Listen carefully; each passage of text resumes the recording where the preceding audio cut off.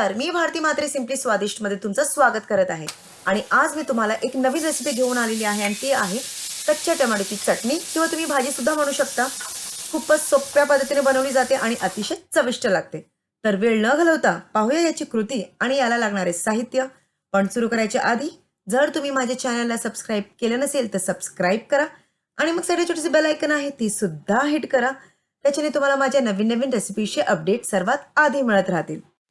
तर कच्च्या टोमॅटोची चटणी किंवा भाजी बनवण्यासाठी आपल्याला लागणार आहेत कच्चे टोमॅटो।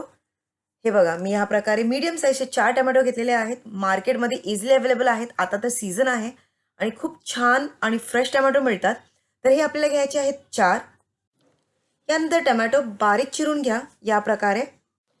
आता आपण रेसिपी सुरू करूया। खूप कमीत कमी साहित्यामध्ये आपण आजची भाजी बनवणार आहोत। तर कढईमध्ये आधी तेल गरम करा। तेल साधारण 3 ते 4 चमचे भरून घ्या।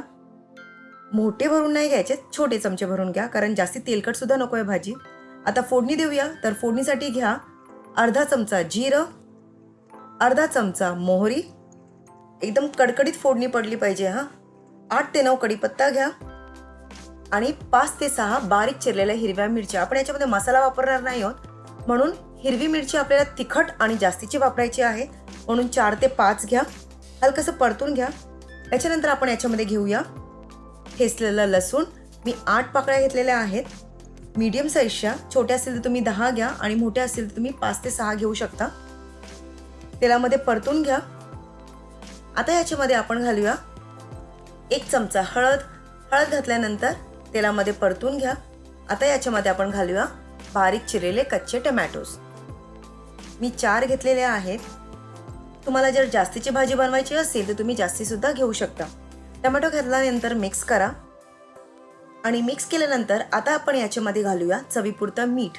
मीठ घातल्यानंतर सुद्धा थोडंसं मिक्स करा आणि झाकण देऊन 10 मिनिटं याला शिजवत ठेवूया।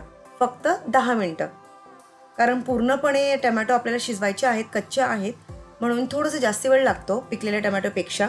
तर फक्त 10 मिनिटं ठेवा आणि 10 मिनिटानंतर आता आपण पुन्हा चेक करूया। तुम्ही बघू शकता आपले टोमॅटो शिजलेले आहेत, म्हणजे आपली ही भाजी रेडी आहे। पण स्वादसाठी आता आपल्याला याच्यामध्ये घालायचं आहे 1 छोटा चमचा भरून धणा जिरा पावडर, 2 मोठे चमचे भरून शेंगदाण्याचं कूट म्हणजे भाजलेले शेंगदाण्याचं कूट आणि बारीक चिरलेली कोथिंबीर।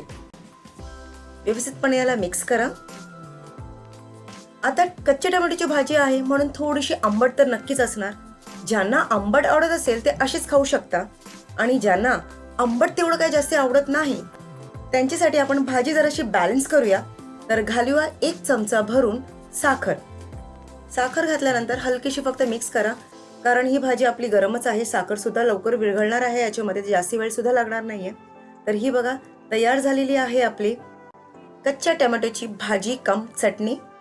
ही तुम्ही टिफिन मध्ये घेऊन जाऊ शकता, घरात पोळी सोबत लंच मध्ये किंवा डिनर मध्ये सुद्धा खाऊ शकता।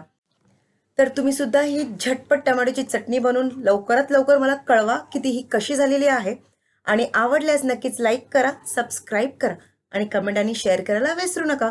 आणि पाहत रहा सिम्पली स्वादिष्ट। आणि हां, इंस्टाग्राम आणि फेसबुकवर पण नक्कीच फॉलो करा।